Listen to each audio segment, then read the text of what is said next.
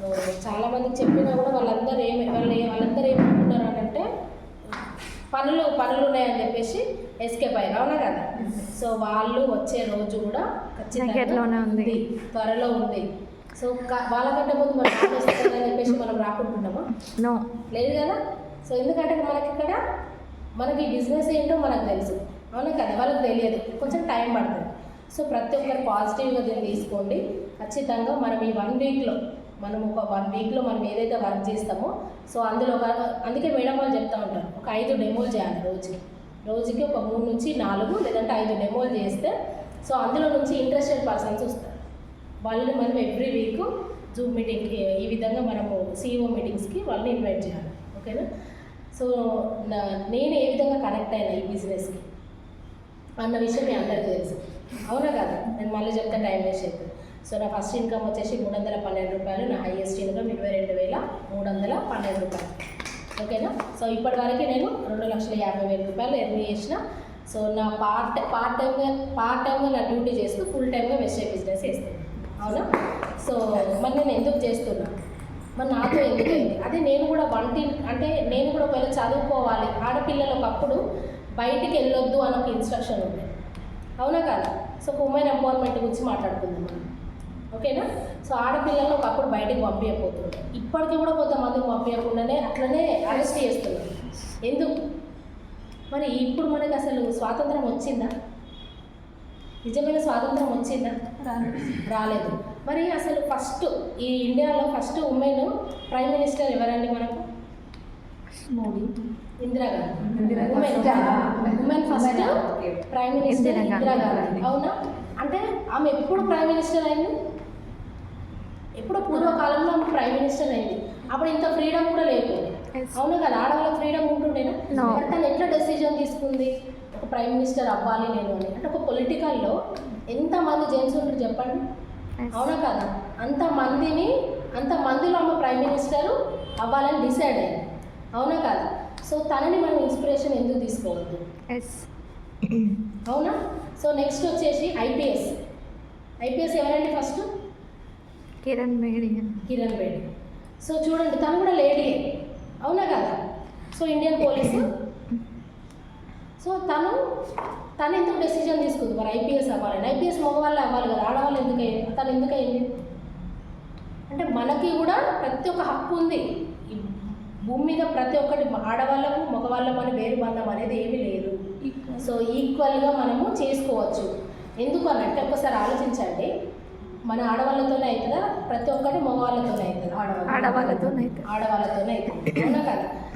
ఇప్పుడు మగవాళ్ళందరూ ఏం చేస్తారంటే కొంతమంది, నేను చేస్తున్నా కదా జాబ్ మగవాళ్ళు చేయాలని ఏమైనా రూల్ ఉందా? ఎక్కడైనా రాసి పెట్టుందా? లేదు కదా. మనం ఎందుకు చేయాలని డిసైడ్ అవుతున్నాం మరి? అంటే మన ఫైనాన్షియల్ స్టేటస్ని చూసి మనం కూడా ఏదో ఒక బిజినెస్ చేస్తే బాగుండు అన్న ఒక ఇంటెన్షన్తో ఏమేమి చేస్తున్నాం? ఇంట్లో మిషన్లు కుట్టుడు కానీ, మగ్గం వర్క్ కానీ ఇంట్లో నుంచి బయటకు వెళ్ళొద్దు మనం, ఎందుకంటే రిస్ట్రిక్షన్స్ ఉంటాయి. మనం బయటికి వెళ్తే ఒకప్పుడు అనేదట, ఆడవాళ్ళు బయటికి వెళ్తే చెడిపోతారట, మగవాళ్ళు ఇంట్లో చెడిపోతారట. మరి ఇప్పుడు అదంతా సామెతలు కరెక్టే, ఒకప్పుడు వాళ్ళందరూ కరెక్టే, కానీ ఇప్పుడు వెళ్ళేది నడుస్తలేదు కదా. ఏదికైనా డబ్బు కావాలి. మనం ఇంట్లో కూర్చుంటే మగవాళ్ళు మనకు కావాల్సిన డ్రీమ్స్ కానీ నీడ్స్ కానీ అన్నీ ఒకరి వాళ్ళు అయితే అవ్వవు కదా.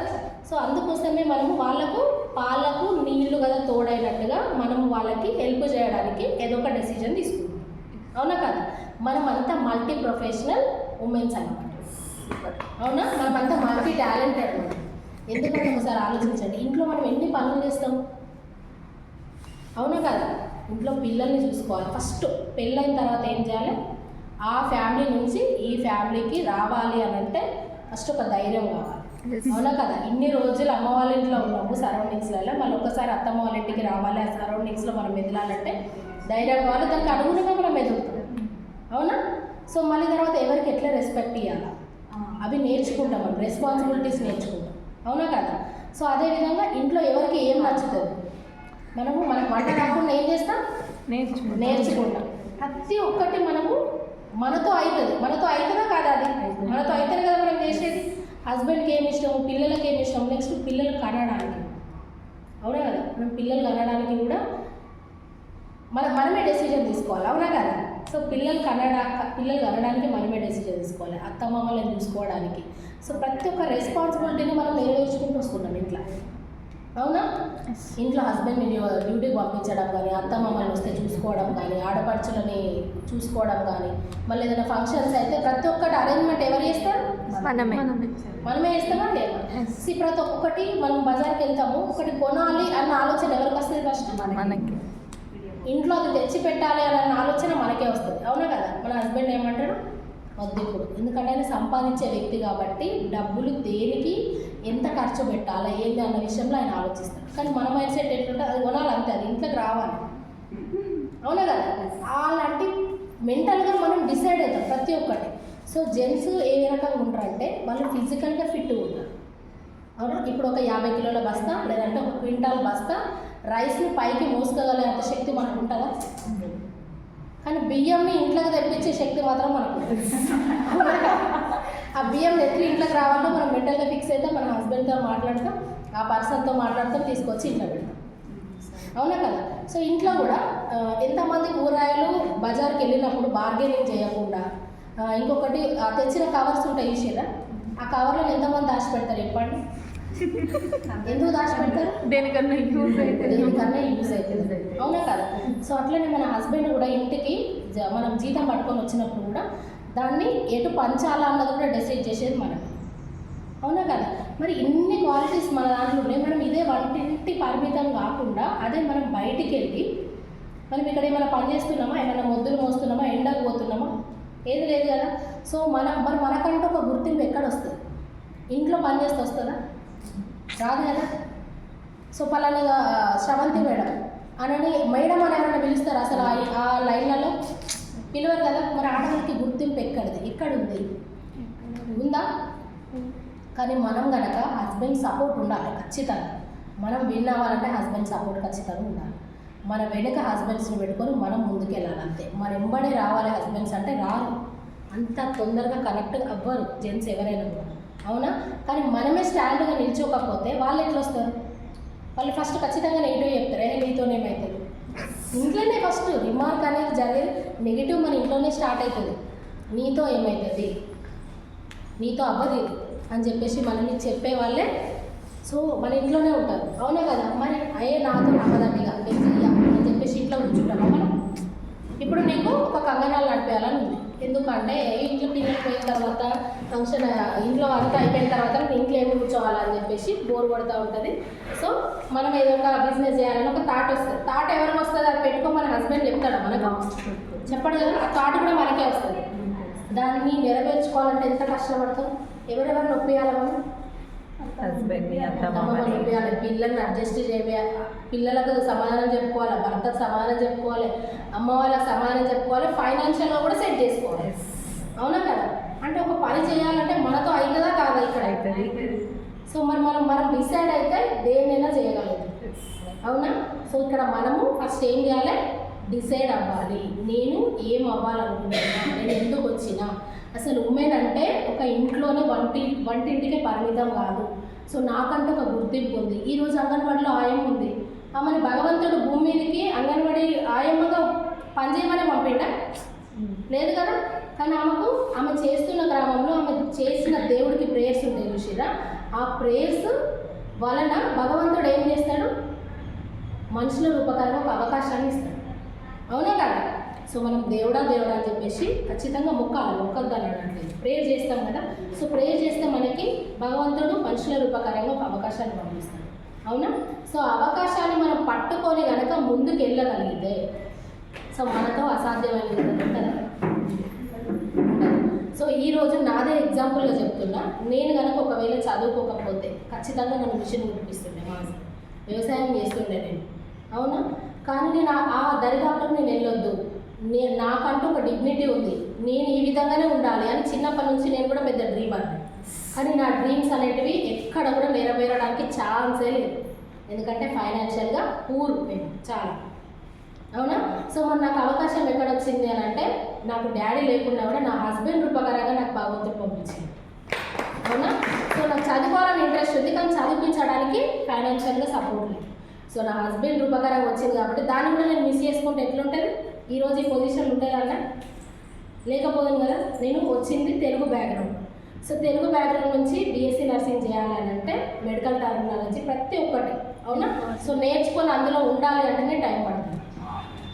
ఇటు ఫైనాన్షియల్ సపోర్ట్ లేకుండా సపోర్ట్ ఇస్తున్నారు, ఇంకా చదవడానికి నాకు ఏం రోగం, మరి నేర్చుకోవాలి కదా ఏదైనా కూడా.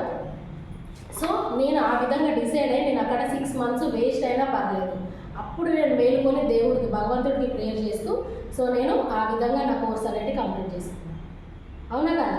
సో అంటే నేను ఏం అవ్వాలనుకున్నా అక్కడ నర్సింగ్ కంప్లీట్ చేయాలి అని డిసైడ్ అయ్యాను కాబట్టి నేను అక్కడ చేసిన. సో ఒకవేళ డిసైడ్ అవ్వకుండా కొంతమంది ఫైనాన్షియల్గా నాతో ఇది కాదని చెప్పి చాలామంది, మా స్ట్రెంత్ ఒక 40 మంది, తీరా చూస్తే ఒక 20 మంది మిగిలేరు 4th year వరకు. ఫస్ట్ ఇయర్లో కొంతమంది కాలేదు, సెకండ్ ఇయర్లో కొంతమంది కాలేదు. అంత డిఫికల్టీ ఉంటుంది నర్సింగ్ అని, ఈక్వల్ టు MBBS. ఓకేనా. సో అవన్నీ స్టేజ్లు నేను ఎందుకు దాటుకుంటూ వచ్చినట్టే నా వెనుక ఫైనాన్షియల్ నన్ను పుష్ చేస్తాను అనమాట. అవునా కదా. సో నా ఫైనాన్షియల్ కరెక్ట్ లేదు కాబట్టి నేను ఇది చదవాలి, నేను జాబ్ కొట్టాలి, ఆ విధంగా నేను డిసైడ్ అయినా కాబట్టి నాతో అయ్యింది. అవునా కదా. ఇక మా హస్బెండ్ ఏమని చెప్తారంటే ఎప్పటికీ వాళ్ళు ఫైనాన్షియల్గా ఫుల్ రిచ్, కానీ వాళ్ళని చదివిస్తామని చెప్పి హాస్టల్లో ఇస్తే వాళ్ళు చదువుకోకుండా బయటకు వచ్చేది. ఇప్పుడు బాధపడుతున్నాను, అసలు నేను ఒక అమ్మాయిని చదివించిన కదా, నేను కూడా చదువుకుంటూ ఒక పొజిషన్ ఉండేటోని అని చెప్పేసి. అంటే టైం అనేది వృధా చేయొద్దు, అర్థమైందా. ఒకసారికి ఈ గంట ఈ 2 గంటలు మనము ఈ టైంలో కనుక వేస్ట్ చేసినాం అనుకోండి, ఫ్యూచర్లో చాలా బాధపడాల్సి వస్తుంది. అవునా. సో ఆడవాళ్ళతో సాధ్యం కానిది ఏదీ లేదు. అవునా కదా. ఈ విషయం అయితే అందరికీ అర్థమైంది కదా. సో ఇక్కడ వెస్టేజ్లో 80% ఉమెన్ ఎంపవర్మెంటే ఉంది, ఆడవాళ్ళతోనే సాధ్యం అవుతుంది మగవాళ్ళ కంటే. 20% జెంట్స్ ఉన్నారు. సో ఎందుకు వస్తున్నారు మరి ఇక్కడ అంత ఆసక్తిగా ఎందుకు చూపిస్తున్నారు జనాలంటే, ఇక్కడ టైమింగ్స్ ఏమైనా ఉన్నాయా? ఈ టైం నుంచి ఈ టైంకి వర్క్ చేయాలని ఏమైనా ఉందా?